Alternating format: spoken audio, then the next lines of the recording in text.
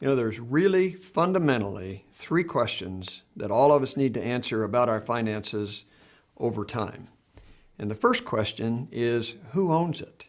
Do I view myself as the owner of everything that I have, or do I view myself as the steward of everything that I have?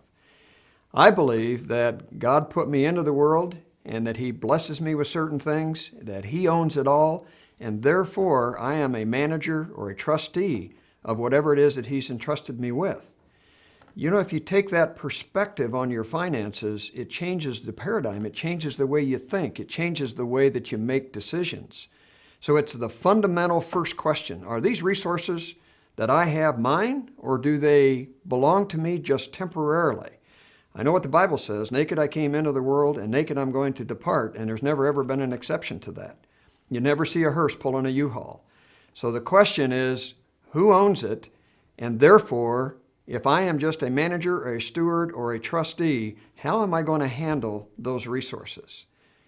The second question, which is a very, very important financial question, is how much is enough? If I'm handling God's resources, then how much is enough? What are the finish lines?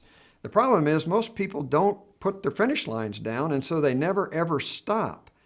How much is enough relative to my lifestyle? How much is enough relative to my kids? How much is enough relative to my giving? How much is enough in terms of the assets that I've accumulated? How much is enough in terms of the business that I have and the value? What are the finish lines? Now, there's nothing wrong with accumulation by any means, but if I know what my finish lines are and then I've reached those finish lines, then I ask another question, well, what am I going to do with what's extra? Because I've already accomplished my objectives. And I know this, that the lower my objectives are relative to my lifestyle, the less I need to accumulate over the long term to have enough, if you will. And then the third question is actually absolutely foundational, fundamental. It's going to happen to everybody.